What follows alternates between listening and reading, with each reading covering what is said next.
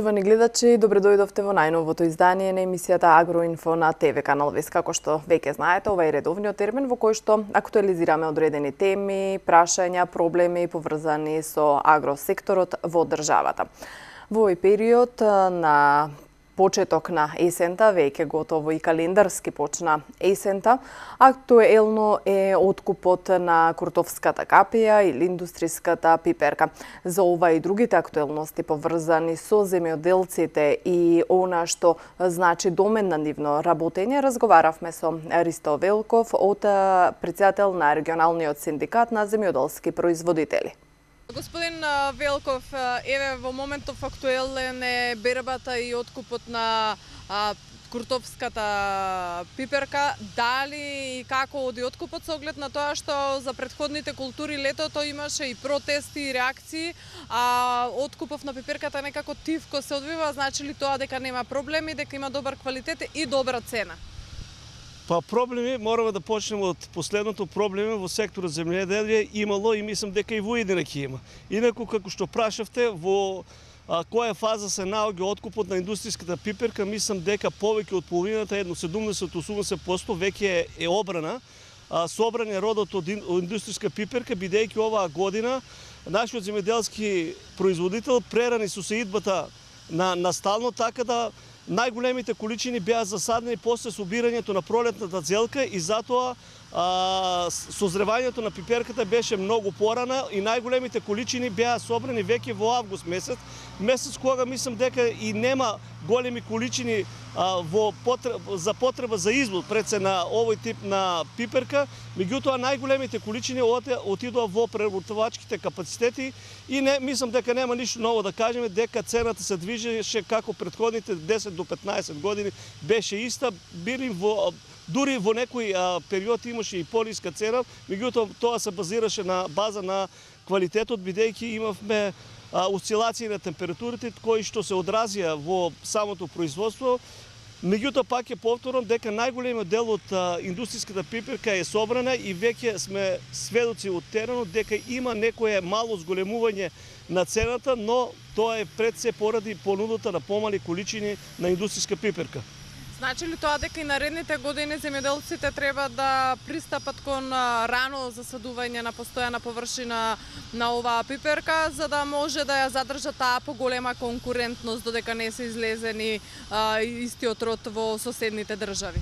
Мислам дека не само за индустријската пиперка, време е да нашиот земјоделски производител веќе влезе во едно планско производство, да знае колкави количини, колкави површини ќе засади од дадена култура, колку количини може производство да собере од тие површини. Истото се однесува и за индустријската пиперка и се надевам дека веќе од почетокот на зимата, декември месец, јануар, веќе мора да се седне со надлежните органи, надлежните институции, заедно со земјоделските производители, заедно со представниците на земјоделските производители и се тангира некои површини кои ќе бидат засадени со дадени култури за колку толку да се води грижа како и на кој начин ќе бидат пласирани, дали преку преработувачките капацитети, дали како извоз на свежа консумација на дадените земјоделски производи. Дали ја има куртовската капија во Струмичкото поле со оглед на тоа што се заменува со одредени други видови и дали тие количини кои што беа под куртовска капија заминаа за странство или има дел кој што заврши на македонскиот пазар? Имајќи го фактот дека производството на самата индустријска пиперка, нашиот земјоделски производител како цена на чинење на самото производство го чинеше најмалку и затоа најголемите површини од самите земјоделски производители ги засадија со индустријска пиперка. Меѓутоа, најголемиот дел од куртовската капија заврши во преработувачките капацитети, еден дел заврши и на пазарите надвор од нашата држава како производ за свежа консумација. Министерството за земјоделство во неколку наврати најави различни субвенции, промена и реформи во начинот на исплата на субвенции. Каков е случајот со градинарството и дали оценувате од искуството со земјоделците дека можеби треба се уште да се реформира овој начин на финансирање, на субвенционирање на производителите за нивно поголемо инвестирање и се разбира поголем бенефит од таа помош која што треба да доаѓа од државното кесе? Мислам дека оваа година имаше некое зголемување пред се на површините засадени со градинарски култури некаде околу 10% и тие изнесува некаде околу 33.000 по хектар. Меѓутоа што се однесува до моето мислење, јас мислам дека своето внимание нашиот земјоделски производител треба да го скрене кон цените на продажба на своите производи, отколку да мисли колку субвенции ќе зема од дадена површина, од дадена култура. Што значи, би требало да води грижа како и по која цена ќе го продаде својот производ, а субвенциите мислам дека влегуваат со некоја занемарлива сума во цената на чинењето на самиот земјоделски производ. Така. Има ли простор македонскиот земјоделец и тука во Струмичко да направи промена на видовите, сортите кои што ги произведува? Еден вид модернизација на производството во делот на самите производи што ги засадува, за со тоа да добие поголема побарувачка на пазарите во Европа па и во светот. Па евидентно е дека дел од земјоделските производители веќе стапија во производство на нови култури, да речеме на пиперка или на останатите земјоделски култури.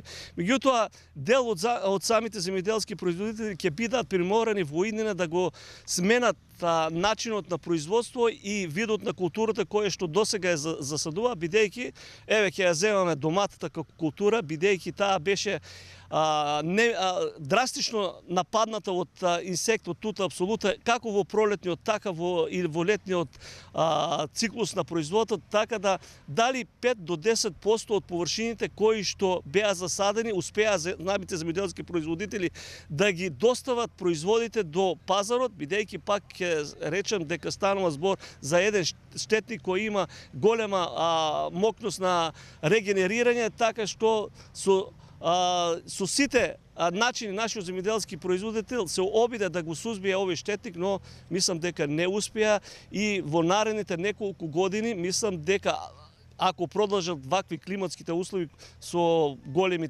високи температури, да речеме во зимскиот период, мислам дека во наредните неколку години ќе има проблем не само со тута апсолутно и со останатите проблеми кои што ги напаѓаат земјоделските култури, пред се станува збор тука за кореновата нематода. А мислам дека прави и нашиот земјоделски производител со неправилниот начин на превземањето на агротехничките мерки, пред се со отстранувањето на кореновите остатоци кои се заразени од дадени паразити, мислам дека неминовно е целосно да бидат отстранени од површините каде што се засадени и тоа да бидат на некоја подалечна оддалеченост од десени и па со можности да бидат спалувани за да бидат уништени сите оние патогени кои што се оставени во самата култура. И дали македонскиот земјоделец има можност да користи квалитетно семе кое што еве ќе ги промени тие производи со поиздржливи и поадекватни продукти кои што треба да растат на полето? Што се однесува какви семејски материјали, а јас би рекол и какви репроматеријали, пред се на ѓубрива и разните пестициди што ги употребува во текот на производство, не зависи од тоа како ги зима и ги употребува нашиот земјоделски производител, меѓутоа мислам дека најголемиот дел на грижата останува на надлежните институции, пред се на земјоделскиот инспекторат со разните анализи што треба да ги врши, а мислам дека би требало и да ги врши, да види со каква соодветна активна материја располагаат пред се ѓубривата и хемиските средства кои ги употребува нашиот земјоделски производител и со квалитетот на самиот семенски материјал, дали одговара на висината на процентот на ртливост, така да мислам дека сите параметри во циклусот на производство од семенски материјал па до сите оние потребни материјали во самото производство, ѓубрива, како што рековме, и заштитни средства, неминовно да подлежат на анализа ако сакаме да имаме успешно и квалитетно производство. Така, и во овој период што не очекува на делот на земјоделството?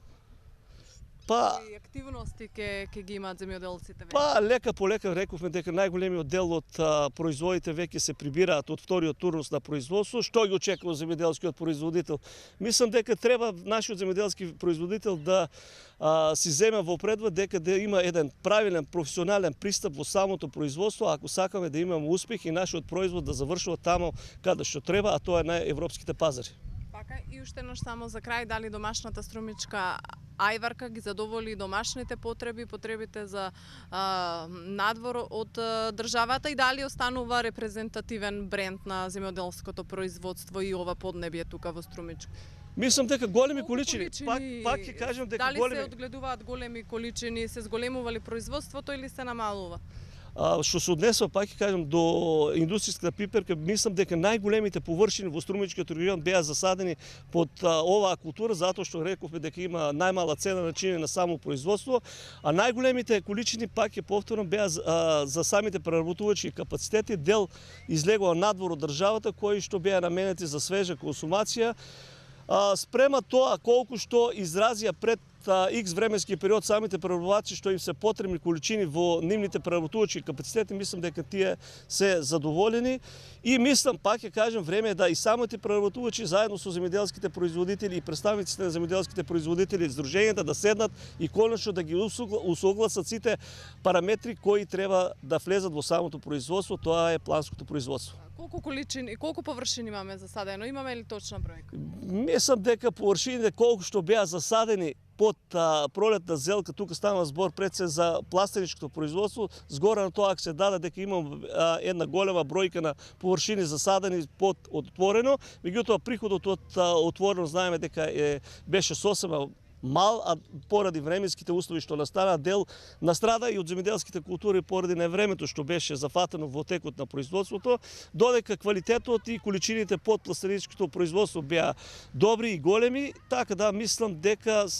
ќе се продаде овогодишниот плод од индустријска пиперка.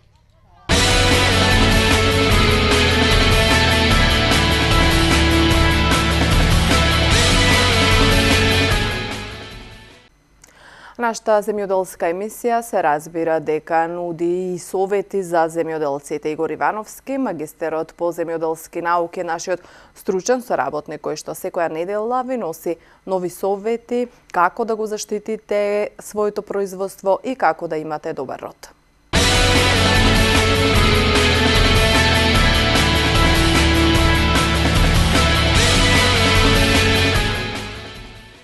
Добар ден, почитувани. Се наоѓаме во период каде што градинарството овдека во Струмичкиот регион полека привршува. Период каде што свесни сме дека и временските прилики повеќе започнуваат да наличуваат на есен, односно според најавата на хидрометеоролозите веќе ќе има заладување, па можеби и периоди на дожд. Се во ова прави проблеми на градинарите кои што се уште имаат култури, како што да се краставици од тип на долга или корнишони, пиперка и домати, кои што се уште имаат берби, каде што се уште очекуваат уште месец, месец и пол, да вршат земјоделско производство. Покрај редовната хемиска заштита, многу е важно во овој период и правилната исхрана. Затоа што при неправилна исхрана џабе ви е редовна хемиска заштита, џабе се исполнување на другите фактори, сепак ќе има потврлување како во квалитетот, така и во квантитетот на самото производство. За да не дојде до тоа, треба да се употребат редовно ѓубривата, и тоа пред се кристалните ѓубрива, кои што се за дополнителна исхрана. Во однос на употребата на кристалните ѓубрива, во ова прилика само ќе ги нагласиме трите макроелементи кои што се важни, и тоа за раст и развој, па и плододавање на самите растенија. Азот, макроелемент, макро се вика затоа што растенијата го земаат повеќе од 20%, се карактеризира со тоа што има својство да дава маса, раст и развој. Значи, пример кај краставицата, каде што приметуваме дека малку поради поладното време заостанува во развитокот, заостанува во растењето, во давањето на нови филизи, може тука да се уклучи азот. Тука во однос на азотните ѓубрива има чисто азотно ѓубриво, како што се кан, шалитра или пак уреја. Урејата треба да се пази во фолиите во топло не се става, значи најдобро е кан или шалитра, а додека во комбинираните кристални ѓубрива, тука може да дојде пример комбинација 3-20, 18, 9-27 и така натаму. Додека пак, ако станува збор за доматите, или пак станува збор за па и за пиперот, особено за доматите, не сме никако да дојде азотот. Зошто? Затоа што веќе одамна е скршен врвот, превршуват бербите, но во колку се стави азот, тоа што ќе удри на самите плодови и ќе дојде до нивно ишарување и покасно зрење. Исто така и на кај пиперот, особено од типот на куртова капија, во колку се стави азот, ќе има ишарување, односно темно и посветло црвени бои и нормално квалитетот опаѓа. Затоа препорачливо е да се употреби тука ѓубрива кои што се богати со калиум, односно комбинација 10-10-40, каде што е доминантен калиум, а калиумот е задолжен за гоење на самите плоди. Велам, гоење, не зрење, затоа што зрењето зависи од сортата и тоа е биолошка природа, значи од самата сорта зависи за кој период самиот плод ќе зрее, без разлика за која култура станува збор. Фосфорот пак треба да се употреби, кај пример приперот или нека некоја друга култура кај што треба да има отварање на цветовите и така натаму. Одека велам на пиперот кај што е во оранжерии, кај што ќе има за дополнително затоплување, затоа што сега веќе е касно, кај што нема затоплување, да има нови цветови, ново оплодување, нови цушки, затоа што рековме има зимата се ближи. Еве, на прагот сме на месец октомври, уште една недела, што пак не дава можност за созревање на културите. Ова е, почитувани гледачи, кратко за овие три макроелементи. Ке повторам, доминантност калиум, по потреба да се става азот кај краставиците, за да не дојде до проблеми во однос на растот и развојот.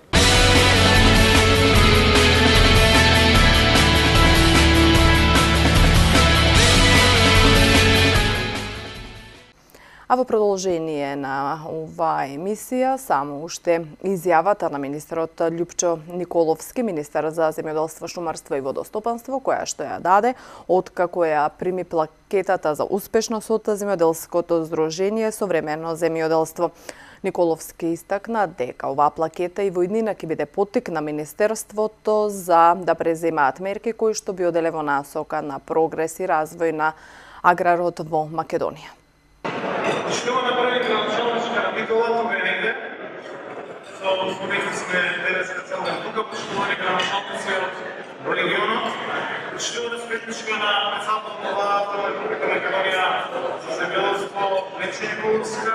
Почитуван директор на Агенцијата за финансиска поддршка во земјоделството Никол Шебановски. Почитувани представници на Сдруженијето Современо земјоделство. Почитувани фармери, предприемачи, почитувани присутни. Од срце благодарам се кажам за честа денеска заеднички го отвориме овој настан и овој избор од прв пат вид во државата. За сите нас ова представува мотив за следниот период заедно со целокупниот тим да продолжиме да работиме на нови мерки и политики кои што ќе донесат бенефит за земјоделците и за целокупното македонско земјоделство. Затоа што навистина македонскиот земјоделец заслужува да има достоинствено место во нашето општество. Изминатата година неколку месеци, односно уште од првиот ден од кога ја преземав одговорност за процесите во државата, заеднички овој цел тим на луѓе започна да работи на системски мерки во насока на зголемување на земјоделското производство, на добиточниот фонд, создавање на услови за конкурентни производи, зголемување на извозот, отварање на нови пазари, промоција на нашите македонски земјоделски производи надвор од државата и реализација на првите крупни проекти во делот на водостопанството и на инфраструктурата. Работевме заедно и посветено да го вратиме земјоделското земјиште кај вистинските земјоделци и се уште ќе бидеме фокусирани на тој процес, за да возможиме подобри услови за работа и развој. Паралелно, како ресорно министерство, секогаш сме тука на време да реагираме на состојбите секогаш кога има дисбаланс во однос на откупот на земјоделските производи, како што тоа го правевме во целокупниот овој период. Мерките и политиките ги креираме преку отворени и навремени состаноци со сите чинители во земјоделскиот сектор. Затоа отворивме Министерството и владата за сите. Поголемиот дел од сите мерки кои што ги преседавме во овој период, имавте можност, односно ќе имате можност денеска да ги проследите благодарение толку на овој настан и на Сдруженијето современо земјоделство. Знам колку е важно за овој регион, она особено што сакам денеска да го потенцирам како гранка од овој агроиндустријски сектор, а тоа е сточарството. Затоа денеска исплативме близу 150 милиони денари субвенции од третата фаза за предадено млеко по литар. Вчера објавивме новиот јавен повик преку програмата за рурален развој за финансиска поддршка за неповратни 10.000 евра за младите земјоделци, каде што ставаме фокус токму на сточарството. Со оваа мерка ги потекнуваме младите земјоделци, односно младите луѓе да се вклучат во оваа дејност, да започнат собствен агробизнис, затоа што младите се едината и двигателот на македонското модерно земјоделство. Но освен мерките и финансиската поддршка, која што им е достапна на земјоделците, на младите луѓе, преку програмите за финансиска поддршка и преку програмите за рурален развој, силно бевме фокусирани во оваа година, уште повеќе во периодот што следи на искористеноста на европските фондови и на средствата од ИПАР програмите. Затоа денес на само еден повик во овој период имаме склучено договори за 14 милиони евра, односно на само еден повик склучени изброј на договори колку што имаме во претходните 9 години и на претходните 12 области. Оваа влада, ова министерство е силно фокусирано, ако на нешто најмногу, тоа на искористеноста на европските фондови. Многу нови структурни кохезиони, нови фондови за рурален развој стојат на располагање на Македонија, и тоа по периодот кој што следи. Периодот во кој што Македонија станува земја членка на НАТО, периодот во кој што Македонија едно од првите поглавја за кој што започнува преговори се токму поглавјата за земјоделство, за безбедност на храна, за рибарство, едни од најтешките, но едни за кои што сме најдобро подготвени, едни во кои што следат најголемите пари кои што ќе дојдат во македонскиот агробизнис. 400 милиарди евра Европската унија во еден програмски период издвојува за земјоделство.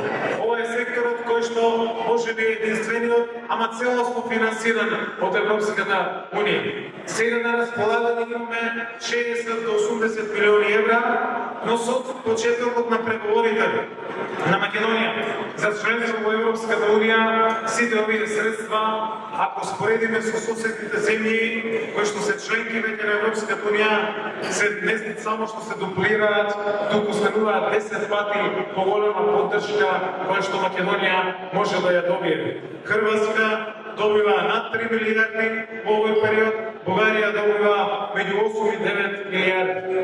Тоа е нашата цел.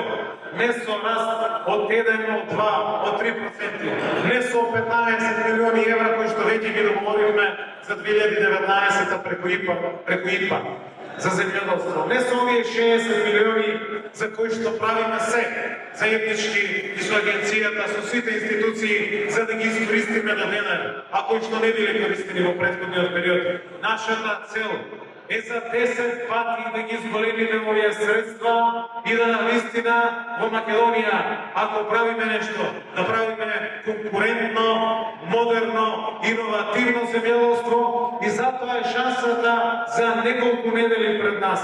За 10 дена имаме таа шанса да кажеме да за Европска Македонија, за македонско и европско земјоделство, за стотици милиони евра пари кои што чека на нашата одлука, на нашата решеност да ги искористиме, да го реформираме, да го реорганизираме и да дадеме силна поддршка на македонското земјоделство, кое што ќе биде модерно, иновативно и европско. Затоа благодарам на честа што денеска ја имаме, заеднички да го отвориме овој настан, да ги слушнеме кои се најдобрите во земјоделскиот сектор и да навистина заедно продолжиме да градиме модерно, иновативно, дигитално, европско земјоделство. Благодарам ви нека овој настан биде отворен, да се множат годините на многу успеси на сите вас. Заеднички за Европска Македонија. Благодарам.